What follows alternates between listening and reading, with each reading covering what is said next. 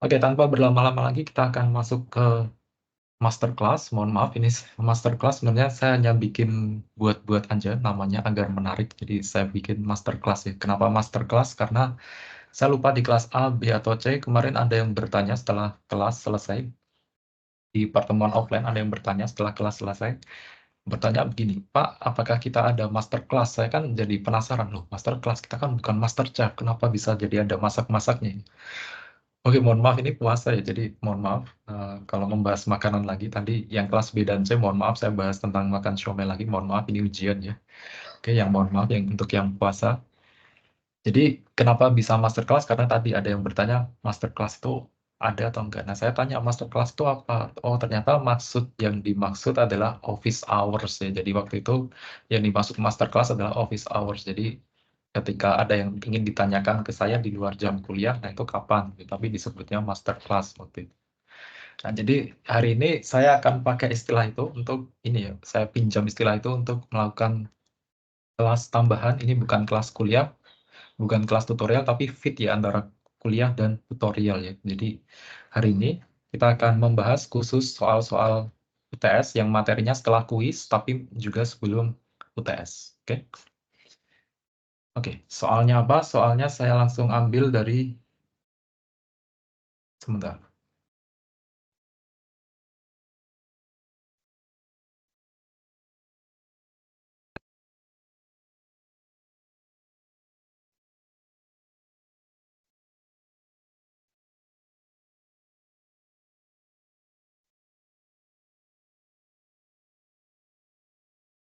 Oke, jadi kelihatan tidak soalnya di layar? Kita akan bahas Lihat. soal ya kelihatan ya. Oke, terima kasih. Kita akan bahas salah satu soal yang ada di OCWMIT ya. Jadi ini dikeluarkan ke tahun 2007 silam ya, karena kelasnya di tahun 2007 sepertinya. Namanya adalah Practice Exam 2A. Ini bisa dicari nanti di OCWMIT ya, atau kalau enggak nanti saya upload di Teams. Nah, hari ini soal yang akan kita bahas adalah ini. Oke. Nah, Practice Exam 2A ini dia cukup sesuai ya dengan LO, jadinya saya ambil sebagai representasi untuk soal-soal sebelum UTS. Nah, nanti apakah UTS-nya sama dengan ini? Belum tahu ya. Eh, Oke, jadi nanti di UTS akan ada soal yang sifatnya prosedural, isai semua. Soalnya kan isai semua, tidak ada pilihan ganda. Jadi ada beberapa soal yang sifatnya prosedural. Prosedural itu contohnya yang ada di Practice Exam 2A ini. Tapi juga ada satu atau mungkin dua soal yang dia menguji ini ya, pemahaman teman-teman. Jadi kalau nanti semisal hanya paham, sekedar paham, mungkin akan bingung ya di awal melihat soalnya ini diselesaikan dengan gimana. Tapi kalau paham, benar-benar paham teorinya, akan langsung paham bahwa sebenarnya soalnya itu mudah diselesaikan. Oke, tanpa berlama-lama kita akan langsung bahas ini. Bahas practice exam 2. Tapi tidak semuanya ya. Ini total ada 7 soal di sini. Ada 7 soal. Dari MIT ini ada 7 soal. Dan masing-masing topiknya ini sebelum UTS ya. Sebelum UTS dan setelah kuis ya. Jadi di materi ini adalah setelah kuis dan sebelum UTS. Nah, 7 soal ini tidak akan kita bahas semuanya. Kita akan bahas berapa nomor ya.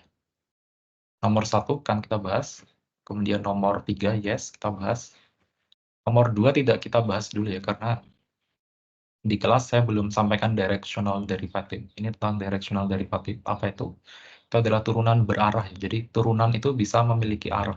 Nah, ini cukup konsep yang cukup menarik di sini tentang dari apa? Directional derivative atau turunan berarah. Kemudian di problem 3 ini, nah ini di kelas A sudah saya sampaikan ya, tapi di kelas B dan C mohon maaf karena online jadi saya menyampaikannya cukup terbatas ya tadi. Jadi tidak bisa detail kalau di kelas, mohon maaf. Kalau dilihat tadi yang ikut kelas B dan C kuliah tadi juga ini. Saya menjelaskannya cukup chaos ya karena di PPT tapi juga saya harus beralih ke yang namanya Blackboard ya. untuk menjelaskan ini. Kalau di kelas kan ada PPT bisa langsung dilihat, ada Blackboard bisa langsung dilihat secara bersamaan. Tapi kalau online agak tricky. Jadi saya ambil opsi saya langsung oret-oret di PPT-nya. Jadi mohon maaf tadi yang kuliahnya tidak jelas karena saya langsung oret-oret di PPT. Oke, tapi hari ini saya tidak akan oret-oret di soal ya. Dalam menjawabnya saya akan langsung oret-oret uh, di kertas ya, atau semacam Blackboard. Oke, nomor 2 tidak kita bahas, nomor 3 kita bahas. Nomor 4, ini kita bahas, mungkin bisa kita bahas. Nomor 4. Nomor 5, Lagrange. Oke, ini bacanya Lagrange. Saya nggak tahu aksen Perancis ya ini. Tapi karena saya deso, jadi saya bacanya Lagrange. Jadi, Lagrange multipliers. Jadi ini adalah salah satu kasus optimisasi lanjutannya min-max problem kemarin, tapi untuk kasus ada kekangan ya di sini. Ada kekangan. Jadi kalau di min-max problem kemarin kita menyelesaikan kasus optimisasi yang tidak ada kekangannya. Nah ini ada kekangannya.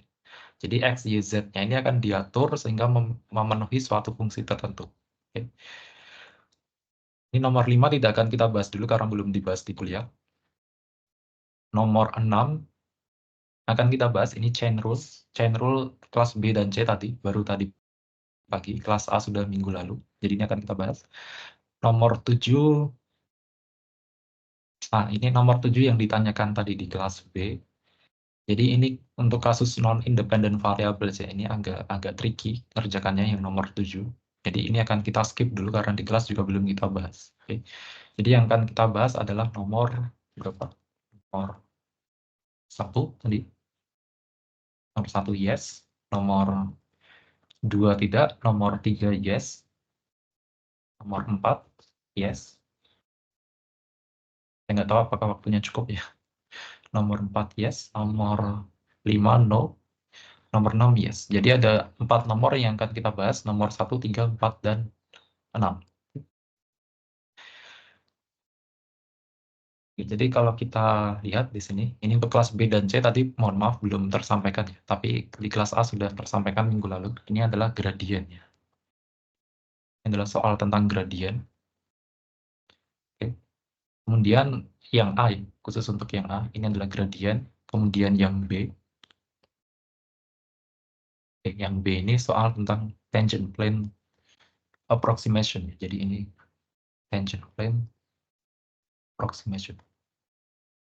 Kita akan dekati tangent plane approximation-nya dengan cara total differential ya, di B. Jadi ini cukup baru ya dari yang sudah diajarkan di kelas maupun tutorial. Oke. Tangent plane approximation tapi kita cari dari total differential.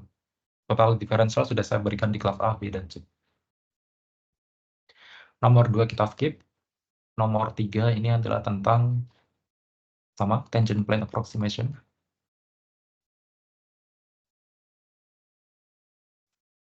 Nah, tapi di sini ini ya agak beda ya. Di sini ada fungsi ini.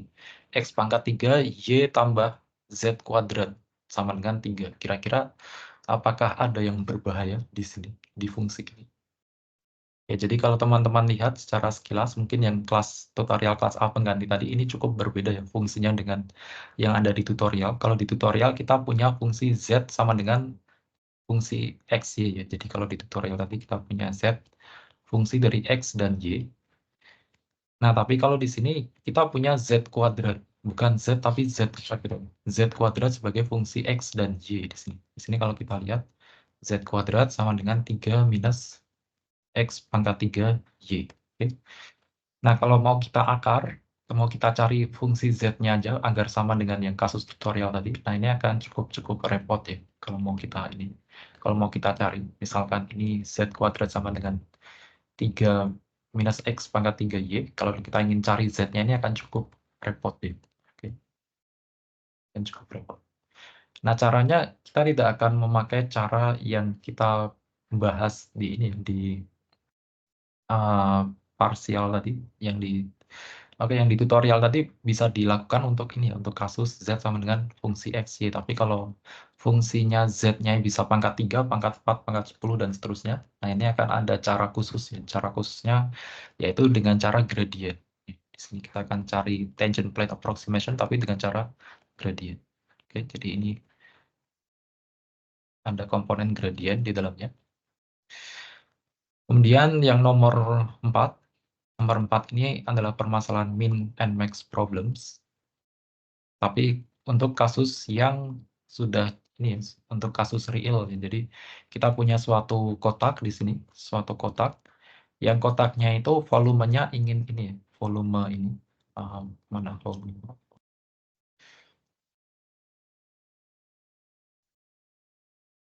Oke, volumenya adalah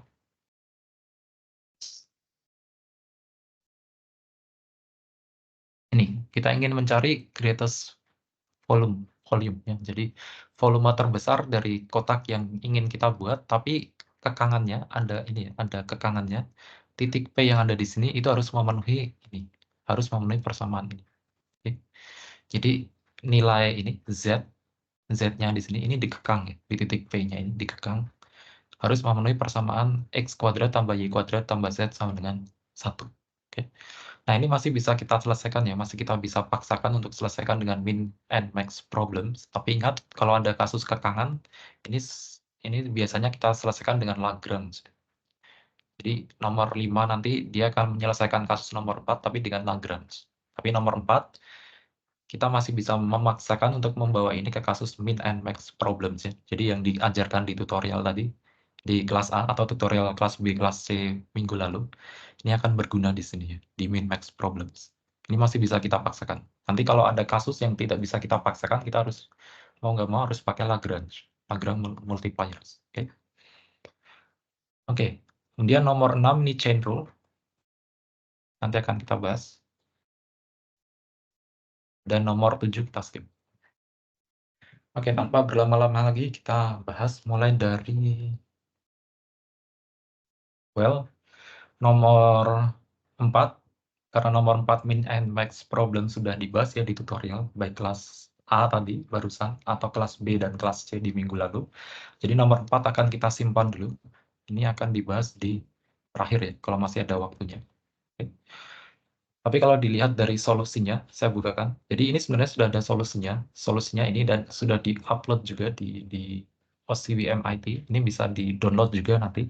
Cuma kalau teman-teman lihat solusinya ini langsung langsung jawaban ya di sini. Jadi tidak ada penjelasan step by step-nya. Nah, nanti harapannya di sini akan lebih jelas ya step by step-nya. Nah, untuk yang nomor 4 nanti bisa dicermati. Ini untuk kasus min and max problems ya. Jadi ini volumenya nanti dia akan bisa diformulasikan seperti ini. Jadi kita bisa cari critical points-nya nanti berapa. Oke. Critical points berapa, lalu kita cek apakah dia maksimum atau minimum lewat secondary rapid test di C. Oke, di poin C. Ini akan kita bahas jika masih ada waktunya ya nanti. Oke. Karena nomor 1 tentang gradien, nomor 1 gradien, di kelas B dan kelas C belum. Oke, nggak apa-apa. Saya akan bahas tentang gradien di sini. Nanti kelas B dan kelas C teorinya menyusul ya di kelas ini, di kelas video asinkron ya. Nomor 4, oke, kita bahas di terakhir. Nomor 6 chain rule. Nomor 6 chain rule.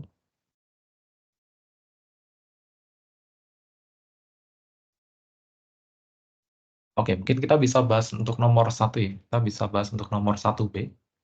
Nomor 1B. Jadi nomor 1B coba kita lihat soalnya. Oke. Nomor 1B kita diberikan fungsi ini, fungsi x y minus x pangkat 4. Oke. Lalu kita diminta mencari gradien. Ini yang A. Kelas B dan kelas C belum, tapi gradien konsepnya cukup gampang ya. Jadi bisa saya sampaikan di sini, bisa saya bahas di sini. Kemudian yang B, kita akan melakukan approximation formula ya untuk ini, untuk kasus multivariable function. Kita akan mulai dari nomor B dulu aja, karena gradien belum semua kelas dapat, jadi kita mulai dari nomor B. Oke.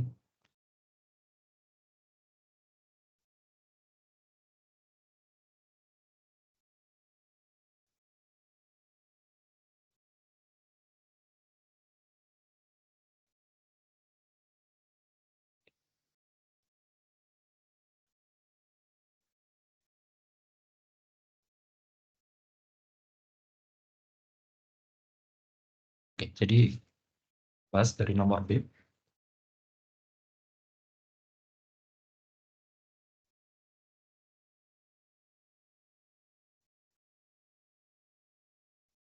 Oke, apakah tulisannya terlalu kecil di layar tulisan saya? Aman, Mbak. Aman ya? Oke.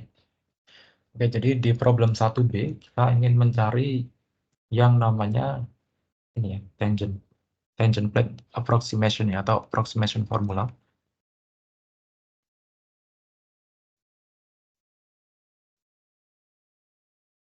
Oke.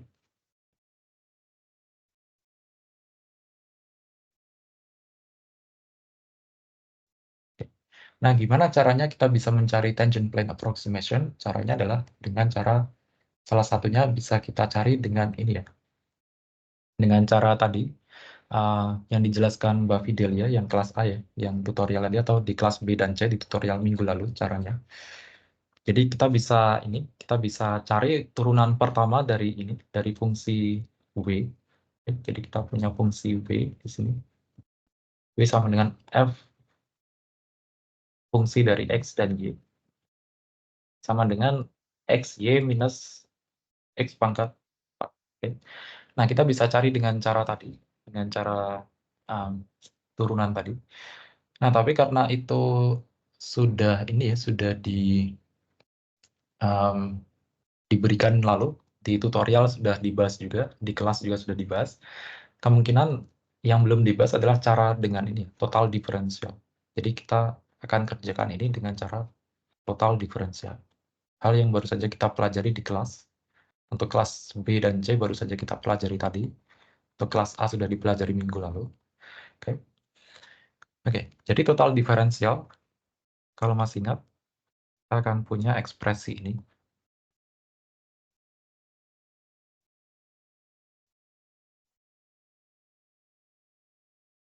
Oke. Oke, jadi kita akan punya ini. Ini adalah ekspresi dari total diferensial dw sama dengan bla bla bla dx tambah bla bla bla dy ya. Jadi artinya kita punya komponen dx dan dy, dan dx dan dy ini together atau bersamaan akan menyebabkan perubahan di w. Jadi kita baca ini total diferensial adalah kontribusi dari perubahan x dan kontribusi dari perubahan y di sini terhadap perubahan W ya. Jadi perubahan W di sini kontribusinya dari perubahan dx dan perubahan y ya. Nah, seberapa sensitifnya ditentukan oleh turunan parsial pertama ya, fx dan fy. Jadi seberapa sensitif terhadap perubahan x dia ditentukan oleh fx. Seberapa sensitif terhadap y dia ditentukan oleh fy ya di sini. Oke. Nah, kalau kita hitung fx di sini adalah parsial f terhadap x. Kemudian FY adalah parsial F terhadap Y, dy. Nah, kalau kita hitung parsial F terhadap X adalah ini, Y minus 4X pangkat 3. Oke, dx. Ada yang mau ditanyakan? Kenapa bisa hasilnya seperti ini? Oke, ini adalah turunan parsial fungsi ini terhadap X ya. Nanti bisa dicermati lagi. Kemudian ditambah turunan parsial F terhadap Y adalah X minus 0 ya. X minus 0 kalikan dy. Oke. Oke. Nah, selanjutnya adalah ekspresi total diferensial ini bisa sebagai placeholder. Jadi ini bisa sebagai placeholder untuk tangent plane approximation.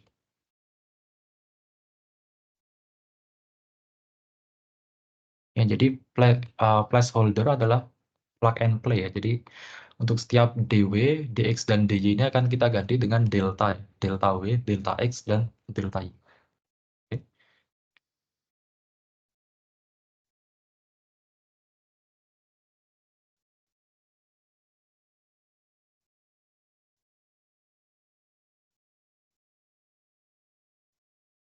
Oke. Nah, ini adalah persamaan tangent plane approximation ya.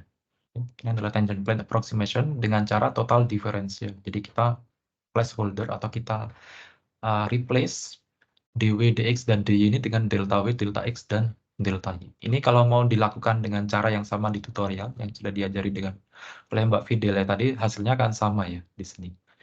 Hasilnya akan sama, jadi nanti bisa dicek sendiri, mandiri. Oke. Nah, masalahnya adalah tangent plane approximation at ini ya, at titik ini, di titik P sama dengan 1,1. Jadi akan kita masukkan untuk X dan Y-nya di titik 1,1. Oke, jadi dia akan jadi 1 minus 4 kali 1 pangkat 3 jadi minus 3. Delta X tambah X-nya 1 delta Y. Oke.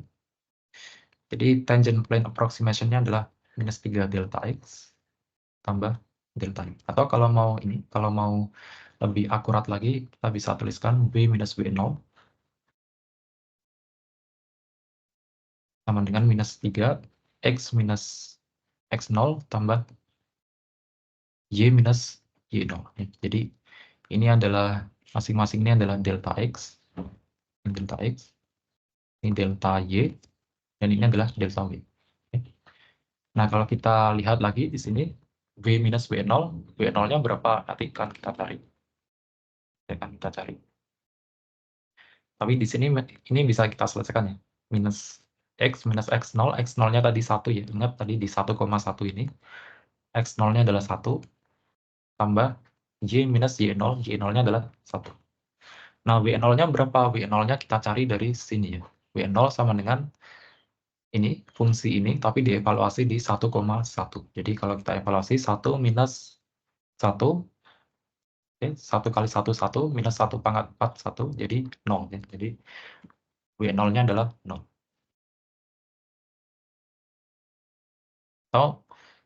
Atau tangent plane approximation-nya adalah minus 3x ditambah y tambah 3.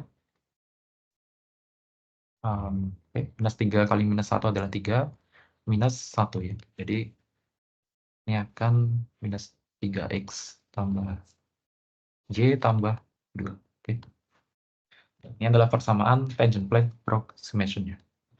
Ada yang mau ditanyakan sampai sini? Aman? Kalau aman, kita akan bahas yang yang A aja ya, sekalian agar ini. Agar nomor 1 bisa kita lupakan segera. Oke. Semakin cepat dilupakan, semakin sejahtera ya hidup. Oke, saya tahu teman-teman pusing ya dengan KPJ, tapi ini adalah langkah yang harus kita ambil. Jadi nomor 1A, kita diminta untuk mencari gradient of f at 1,1.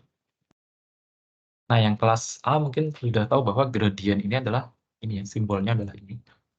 Gradient dari f, dan ini dihitung ini untuk kelas B dan kelas C ya. Jadi kalau kita punya gradient f, oke, ini mohon maaf belum saya sampaikan di kelas, tapi bisa saya sampaikan di sini karena konsepnya cukup simpel ya. Jadi kalau kita punya suatu fungsi skalar f, oke, kita punya fungsi skalar f di sini,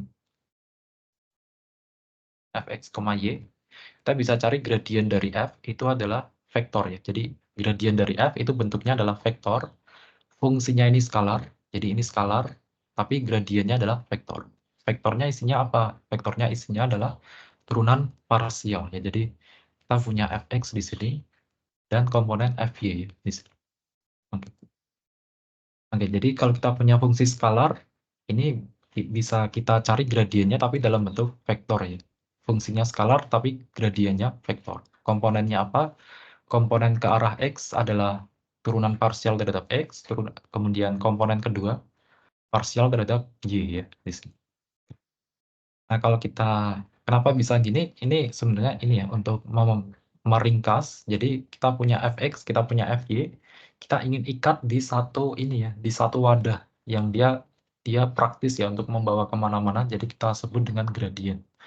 Oke. Oke. Jadi daripada kita tulis ini nanti fx tambah fy tambah bla bla bla nanti akan lebih ringkas kalau kita tulis dengan dot product ya, di vektornya. Oke, nah itu akan kita lihat nanti. Kalau nggak salah di nomor 4 tadi, di nomor 4 akan kita lihat salah satu fungsi gradient untuk mencari tangent plane ya, tangent plane approximation. Nah, ini bisa kita langsung hitung turunan parsial terhadap x adalah ini. Oke. Jadi kita punya ini fx, kita turunkan parsial terhadap x, jadinya adalah y minus x pangkat, sorry, tadi ya, yang di atas tadi ya. Jadi turunan parsial terhadap x adalah y minus 4x pangkat 3. Oke. Kemudian parsial terhadap y adalah x ya. Oke, jadi di sini y minus 4x pangkat 3, oke, koma x ya di sini. Tadi sudah kita cari soal.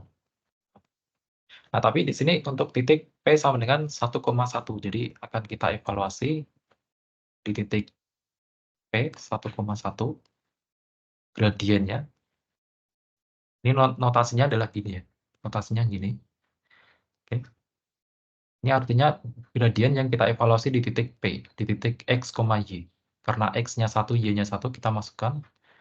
Jadi 1 minus 4 kalikan 1 pangkat 3, 1 ya di sini.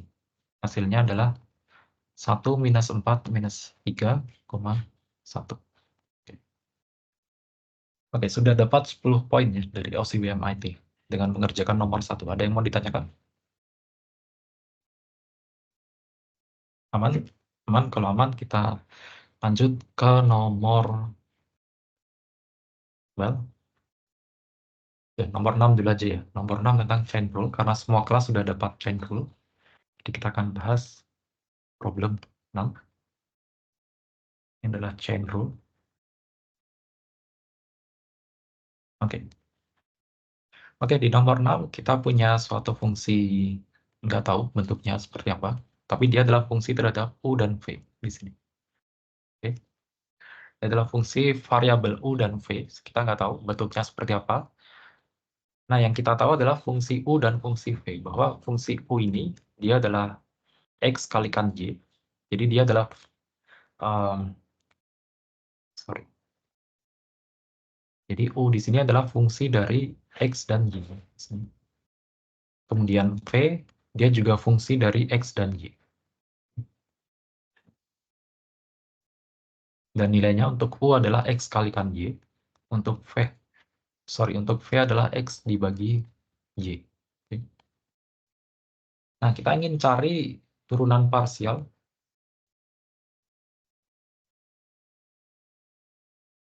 Bukan ini ya, bukan turunan parsial W terhadap U atau W terhadap V ya. Karena kalau W terhadap U dan V cukup mudah ya. Seperti yang diajarkan di tutorial tadi ya. Tapi di sini kasusnya adalah kita ingin cari terhadap X dan Y ya. Turunan parsial terhadap X dan Y. Di sini.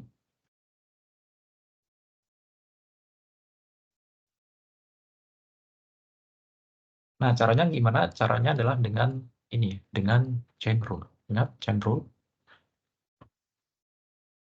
Untuk turunan parsial W terhadap X, kita bisa cari dengan cara fx, kemudian kalikan dx, sorry, parsial x terhadap parsial, mohon maaf. Ini adalah turunan parsial terhadap U ya, fu. Kemudian parsial U terhadap parsial X ya, di sini. Kemudian dijumlahkan dengan FV. FV kalikan turunan parsial V terhadap parsial X ya, di sini. Nanti kalau ada yang lupa bisa refer ke slide di kuliah. Kemudian ini dw per dy, sorry, parsial W terhadap Y adalah FU, kemudian parsial U, parsial Y di sini, tambah FV, parsial V, parsial Y. Oke. Nah, untuk ini karena fungsinya kita tidak tahu ya, ini bentuknya apa di sini. Maka ini kita biarkan ekspresinya seperti ini ya. Untuk FU dan FV kita biarkan ekspresinya seperti ini. Karena ini sudah mentok ya, kita tidak bisa melakukan apa-apa lagi karena fungsinya ini tidak diketahui bentuknya seperti apa. Jadi ini biarkan seperti ini. Yang bisa kita hitung adalah yang ini ya, D. Parsial U terhadap X, parsial V terhadap X, dan parsial U dan V terhadap Y ya, di sini. Oke. Nah, ini kalau kita selesaikan, KFU parsial U terhadap X di sini, turunan X terhadap ini, XY terhadap X adalah Y ya, di sini. Oke. Kemudian ditambah FV kalikan turunan parsial V terhadap X, per Y ya, di sini. Oke. Selesai. Kemudian yang bawah, turunan ini, turunan parsial W terhadap Y adalah FU dikalikan parsial U terhadap Y, ini parsial U terhadap Y adalah X ya di sini. Kita kalikan X, kemudian kalikan parsial V terhadap Y adalah ini ya, parsial V terhadap Y, nah ini harus kita hitung. Ini harus kita hitung.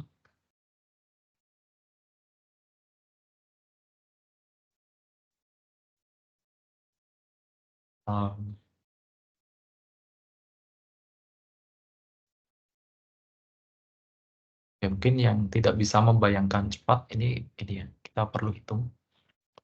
Termasuk saya tidak bisa langsung membayangkan dengan cepat bentuknya seperti apa.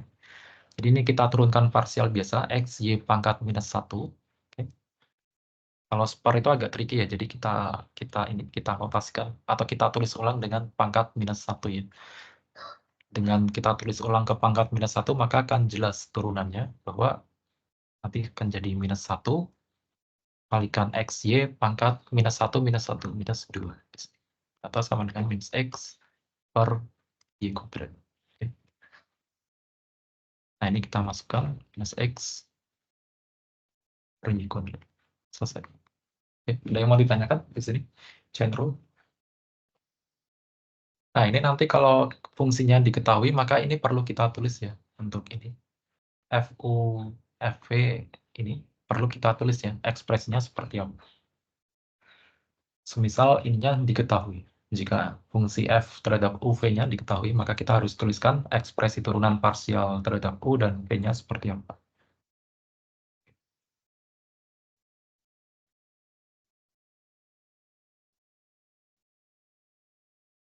Oke, nomor 6 sudah. Kemudian, well, nomor 3 dulu ya, berarti karena nomor 4 akan kita taruh di terakhir.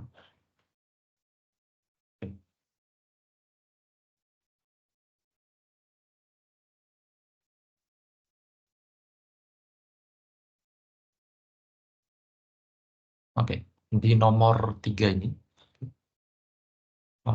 cukup tricky ya. Dia mencari tangent plane approximation, tapi kita akan cukup kerepotan kalau mencari dengan cara biasa ya, yang dibahas di tutorial tadi. Itu adalah cara mencari tangent plane dengan cara biasa, dengan cara turunan parsial. Itu akan cukup kerepotan ya. Oke. Kalau langsung kita turunkan parsial. Kenapa? Karena ininya z-nya dalam fungsi kuadrat ya. Kalau di tutorial tadi adalah z-nya ini dalam orde 1 ya. Jadi kita bisa turunkan fx, y-nya berapa ya parsialnya. Nah, sekarang caranya gimana? Caranya adalah dengan gradient ya di sini. Kita akan manfaatkan gradient untuk mencari tangent plane approximation.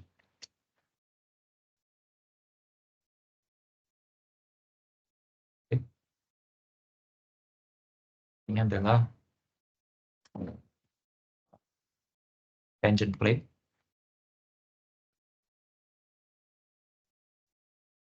approximation fit dengan ini, fit gradient. Oke. Duet ya ini. Oke. Seperti apa? Seperti ini. Oke. Jadi kita perlu definisikan dulu. Ini adalah surface ya. Jadi mohon maaf yang kelas B dan kelas C level surface belum sampai. Tapi kita punya level surface ini. Oke. Ini adalah level surface.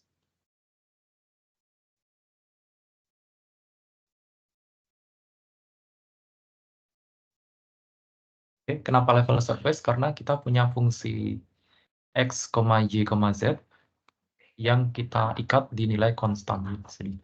Jadi kita punya fungsi x, y, z di sini sama dengan konstannya. Nah, level surface bagi kelas B dan kelas C karena belum disampaikan di kelas A sudah kemarin. Level surface ini mirip ya dengan level ini, dengan level curve. Jadi kalau kita punya ini, sebentar saya bikin baru aja.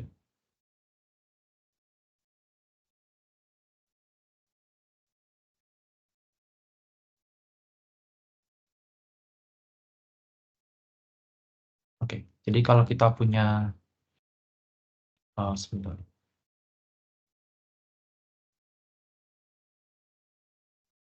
Jadi kalau kita punya level curve, kita punya ini ya. Problemnya adalah kita punya suatu fungsi x, y. Oke. Dan ini kalau kita gambarkan grafiknya adalah berupa surface ya. Grafik berupa surface di 3 dimensi ya, kalau masih ingat. Nah, karena kita tidak ingin menggambar di 3 dimensi, alih-alih 3 dimensi, kita ingin menggambar di 2 dimensi. Nah, ini bisa kita gambar dengan cara level curve ya. Jadi, kita akan punya level curve di 2 dimensi dengan cara mengikat ini fungsi ini fx, y ke suatu nilai konstan ya. Oke. Jadi kalau kita punya misal contoh fx, y adalah x kuadrat tambah y kuadrat. Nah, ini akan berbentuk sekumpulan lingkaran-lingkaran level curve-nya. Oke. Ini adalah level curve. Sekumpulan level curve ingat kita sebut dengan contour plot. Oke. Semisal ini adalah ini, semisal ini lingkaran yang ini dia kita set konstan di sama dengan 1 misalkan. Jadi di ketinggian Z sama dengan 1 misalkan. Untuk level curve yang kedua di luar ini, di luar yang pertama, ini kita set di nilai 2 misalkan. Jadi kita akan lihat bahwa di sini dia adalah lingkaran dengan jari-jari akar 1 di sini untuk lingkaran yang dalam. Lingkaran luarnya adalah lingkaran dengan jari-jari akar 2 dan seterusnya. Jadi ini adalah x kuadrat tambah y kuadrat sama dengan 3. Oke. Nah, kalau level surface dia punya intuisi yang sama. Jadi untuk level surface kita akan punya ini, kita akan punya suatu fungsi x, y, z. Ya, ini apakah bisa digambar? Jawabannya bukan bisa tapi bla bla bla ya, tapi tidak bisa kita gambar. Kenapa? Karena dia akan berupa grafik di 4 dimensi. Dan kita tidak tahu 4 dimensi itu gambarnya seperti apa ya, kalau mau kita gambarkan sekaligus ya. Kalau mau kita gambarkan ini 4 dimensi ya berarti video ya. Kalau mau kita gambarkan secara bergerak, jadi dia ruang 3 dimensi yang dia berubah terhadap waktu ya. Jadi dimensi yang keempat adalah waktu ya di situ. Mohon maaf saya nggak tahu saya benar atau salah video atau bukan, tapi biasanya 4 dimensi itu yang keempat adalah waktu ya kalau di fisika. Kenapa gitu? Karena kita ini ya di ini kalau masih ingat di FFKG ya di fisika fluida kalor dan gelombang itu ada persamaan wave atau persamaan gelombang itu adalah fungsi dari X, Y, Z, dan T ya biasanya. Kalau dia mempertimbangkan spasial ruangan, tapi kalau persamaan wave biasa dia adalah fungsi terhadap X dan T, kalau masih ingat di FFKG. Oke. Oke, jadi ini kita akan punya grafik ini, fungsi fx, y, z ini di grafik, berupa grafik di ruang 4 dimensi. Nah, ini tidak bisa kita gambar, tapi kita masih bisa gambar level surface-nya. Jadi di sini yang kita sebut dengan level curve adalah yang ini, yang adalah level curve. Dan ini level surface-nya adalah dengan intuisi yang sama, kita akan set ini di nilai konstan. Oke. Nah, dia akan berupa level surface. Dia akan berupa level surface di 3 dimensi. Ya. Jadi ini kita masih bisa gambarkan level surface-nya di 3 dimensi. Jadi sama dengan intuisinya sama dengan level curve, yang tadinya grafiknya digambar di 3 dimensi bisa kita downgrade ke 2 dimensi asalkan kita set ininya konstan ya. Kita set konstan dan kita bisa gambar di 2 dimensi di bidang X, Y di sini level curve. Jadi kalau level surface ini adalah 2 dimensi adalah X, Y plane. Nah, kalau di sini 3 dimensi adalah berarti X, Y, Z plane ya. Atau space ya. Atau dia adalah space ruangan. Jadi kita bisa punya sekumpulan level surface di ini ya, di 3 dimensi. Dan itu menggambarkan ini ya, menggambarkan fungsi ini yang bernilai konstan ya. Kita nggak tahu di 4 dimensi gimana, tapi kita bisa gambar di 3 dimensi dengan cara level surface. Oke. Oke. Kita kembali ke soal tadi.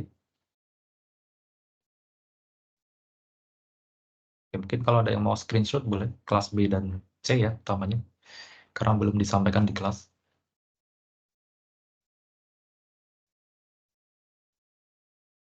Oke, kita kembali ke problem ini. Jadi kita akan punya fx, y, z sama dengan apa? Ada yang tahu di sini? Ya, ini sudah diberitahu langsung ya. Jadi fungsi x, y, z adalah x pangkat 3 kalikan y. Oke, x pangkat 3 kalikan y ini di sini.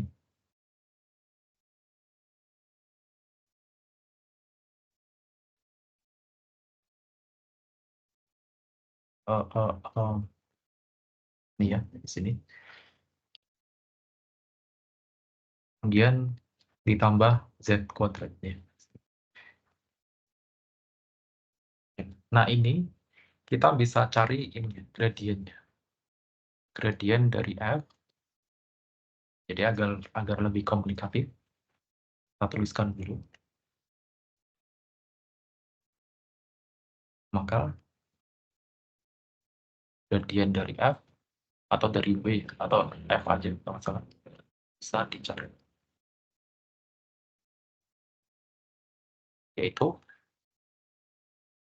dia adalah parsial fx, parsial fy, dan parsial fz ya di sini. Oke, jadi dia berupa vektor yang mengemas masing-masing turunan parsial terhadap x, y, kalau dia fungsi x dan y, tapi kalau dia fungsi x, y, z, maka ada satu tambahan yaitu parsial z. Oke, berapa nilainya? Nilainya adalah ini ya, komponennya, maaf, komponennya. Maka komponennya bisa kita cari.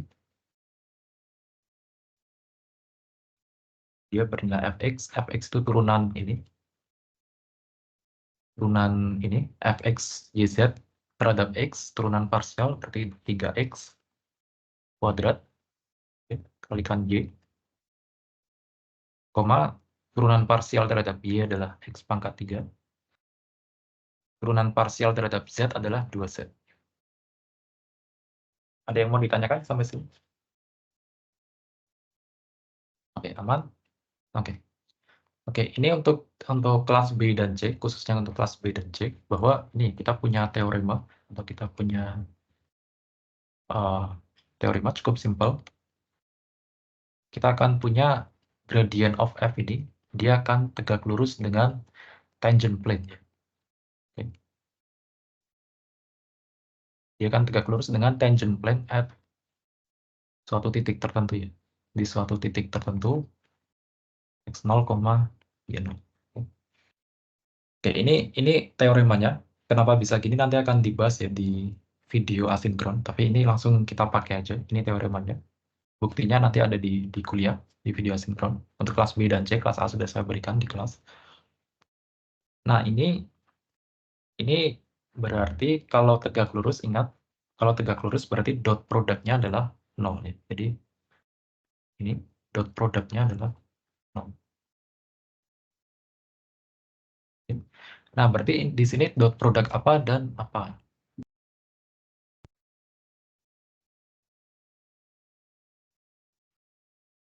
Ini pertanyaannya. Ini pertanyaannya, dot produk apa dan apa? Jawabannya adalah find normal form.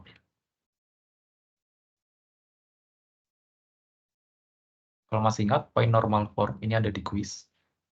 Find normal form itu kita cari dengan cara ini. Kita cari dengan cara vektor normal dot produkkan dengan sembarang vektor yang ada di suatu bidang, di suatu bidang.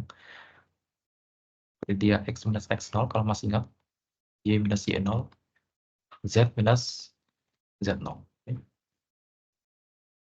Sama dengan 0.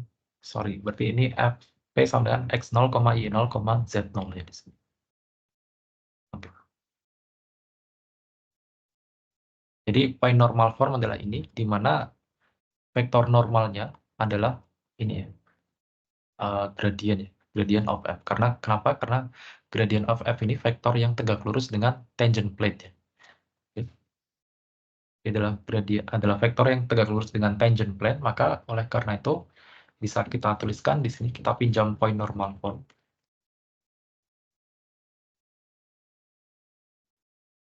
Maka dengan point normal form bisa ditulis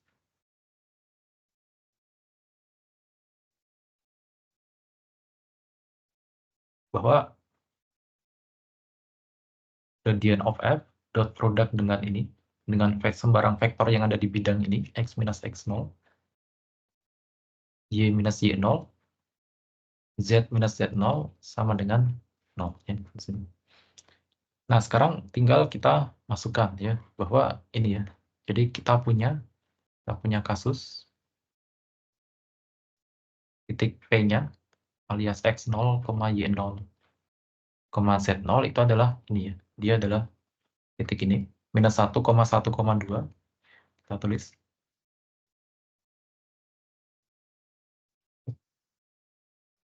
Oke, kemudian kita perlu evaluasi. Jadi di sini kita perlu evaluasi gradiennya ini di titik P ya, di sini, di titik P.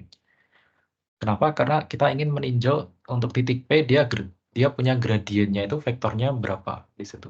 Oke.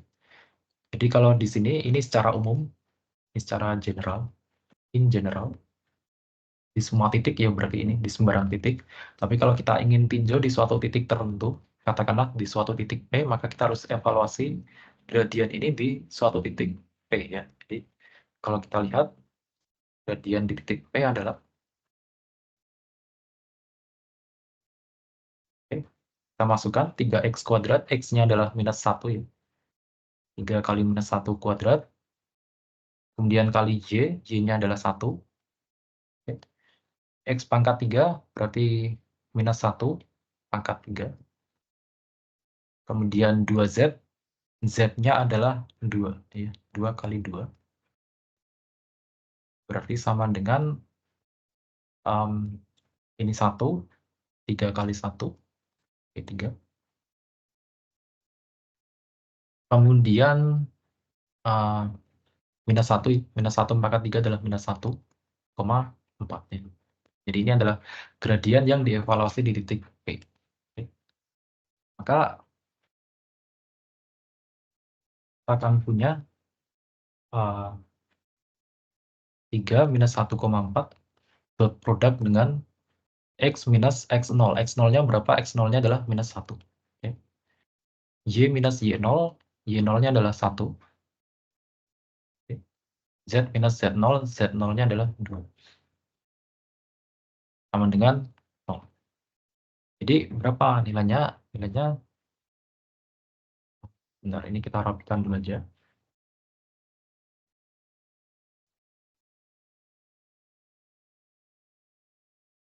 Oke.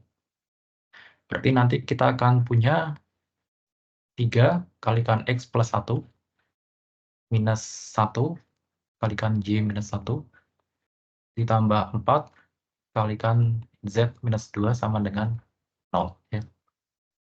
Kalau kita rapikan, maka kita akan dapatkan 3x minus y di sini, tambah 4z, sama dengan 3 tambah 1 di sini. Minus 1 kali minus 1 adalah 1, berarti 4, tambah minus 8. Oke, minus 4, tapi kita geser kanan, berarti sama dengan 4. Selesai. Jadi ini adalah persamaan tangent plane. Oh, sebentar. Oh, oke, sorry, maaf. Ini bukan tangent plane approximation. Jadi ini adalah adalah tangent plane aja. Diminta untuk mencari persamaan tangent plane. Jadi perbedaan tangent plane dan tangent plane approximation adalah kalau tangent plane approximation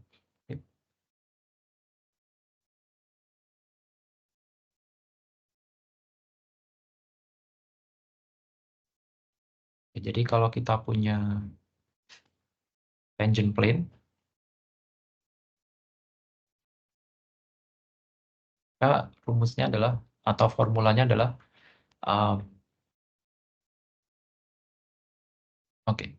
W minus W0 sama dengan Fx X minus X0 tambah Fy Y minus Y0 ya. Ini yang di tutorial tadi. Tapi kalau kita punya tangent plane approximation, karena dia approximation berarti tanda di sini bukan sama dengan ya, tapi adalah mendekati ya. Jadi ini menghampiri, dihampiri dengan cara ini, dengan formula yang sama. Oke. Jadi nanti dilihat teliti ya di soal apakah diminta untuk tangent plane atau tangent plane approximation. Tangent plane approximation ini nama lainnya adalah linear approximation. Jadi nanti kalau di soal linear approximation itu maksudnya adalah tangent plane approximation. Kenapa kok linear? Karena ini fungsi orde 1 semua ya. X minus X0-nya ini adalah orde 1 semuanya. Jadi dia adalah fungsi linear ya. Makanya kita sebut dengan linear approximation. Oke, ada yang mau ditanyakan mungkin?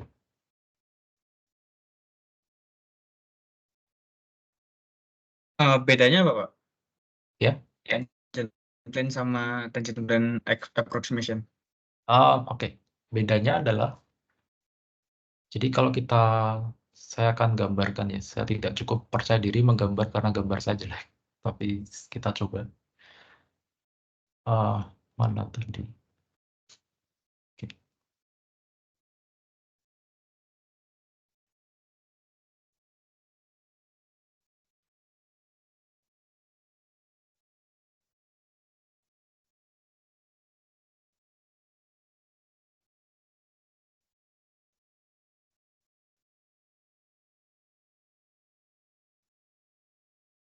Oke, jadi bedanya adalah beda dari ini, tangent plane. Dan tangent plane approximation. Oke.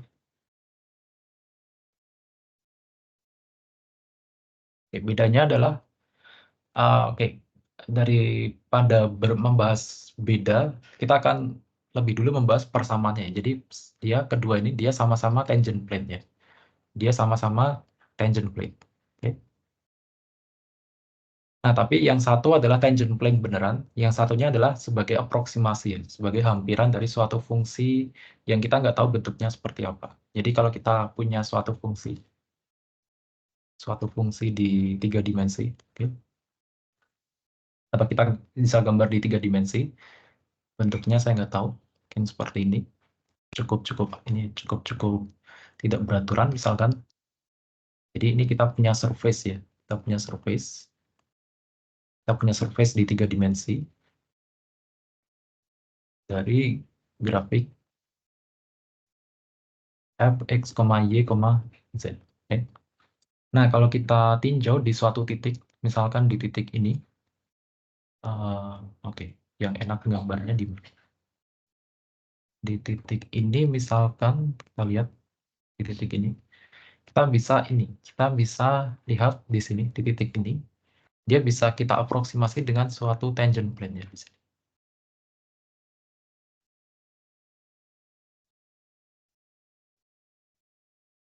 Oke.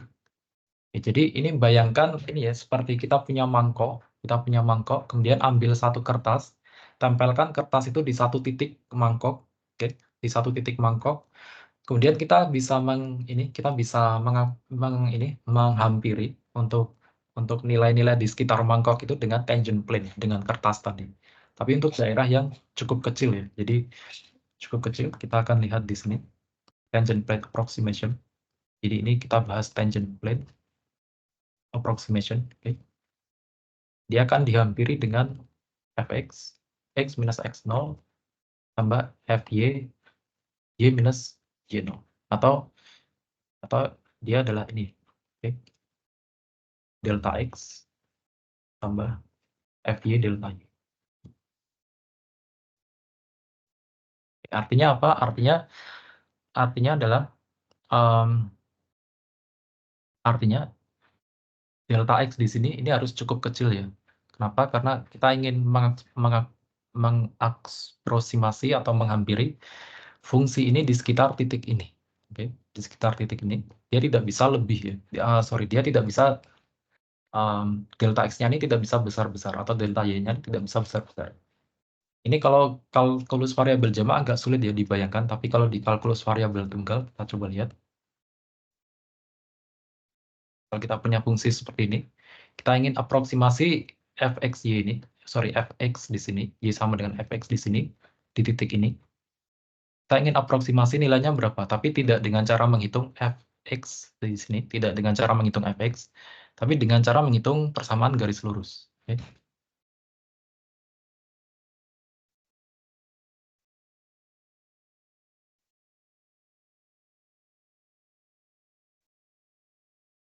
Dengan cara menghitung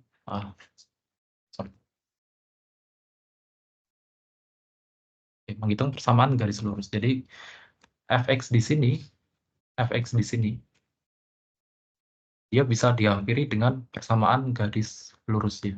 Oke. Ini adalah persamaan garis lurus. Ini adalah suatu fx, nggak tahu bentuknya seperti apa.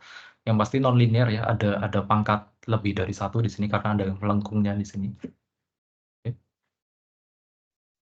Nah, untuk titik di sekitar sini, ini garisnya akan berhimpit ya, antara yang kuning dengan yang putih, dia akan berhimpit. Artinya dia akan berlaku untuk daerah yang kecil ya di sini. Untuk delta X di sini, delta X yang cukup kecil ya di sini. Dia akan berlaku ini, hampiran linear approximation di sini. Untuk KVT ya, ini untuk KVT. Nah, kalau kita bicara persamaan garisnya, berarti kita bicara GX-nya. Kita bicara GX-nya. Jadi kita punya Y sama dengan GX. Ya. Ini adalah persamaan garis.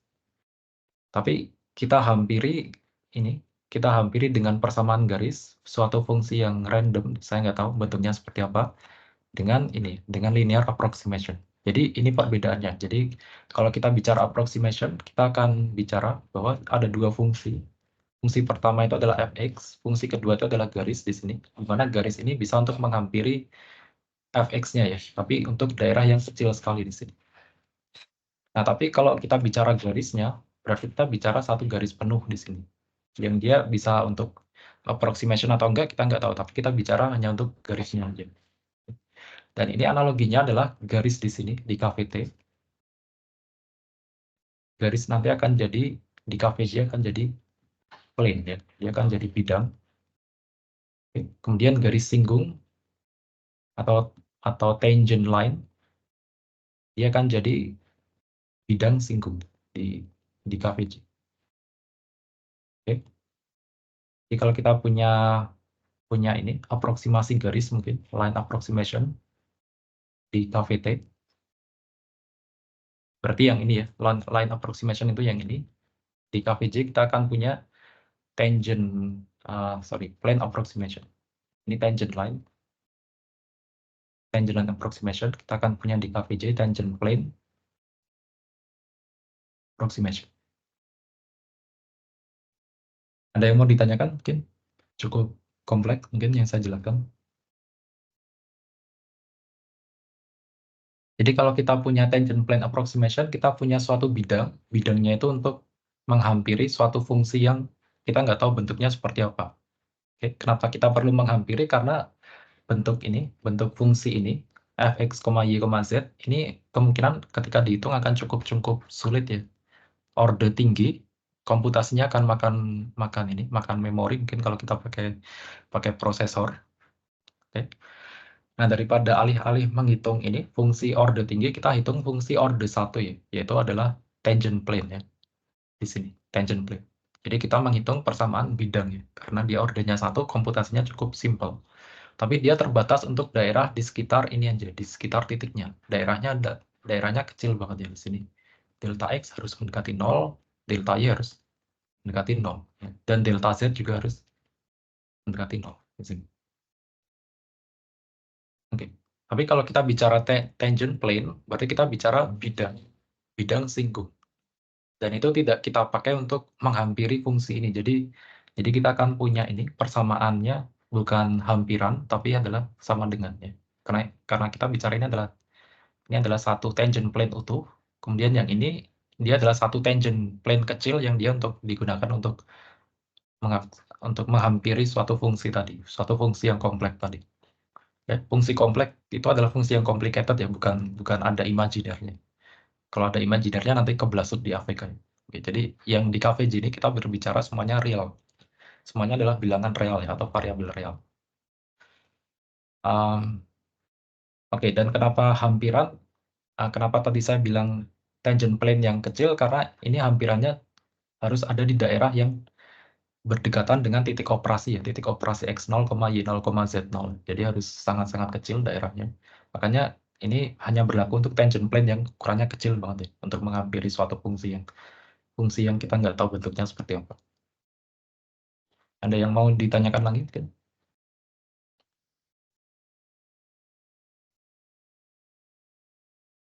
Oke, jadi ini kalau ada yang tipenya adalah formula oriented, ini langsung bisa ini ya, langsung bisa mungkin dihafalkan dulu, nggak masalah. Tapi ini harus paham ya, suatu saat nanti harus paham kenapa tandanya ini adalah sama dengan, ini adalah hampiran ya. Kalau kita bicara tangent plane, misal nanti di soal diminta hitung tangent plane-nya, tandanya sama dengan ya. Tapi kalau tangent plane approximation, tandanya adalah hampiran di sini. Oke. Karena approximation bisa.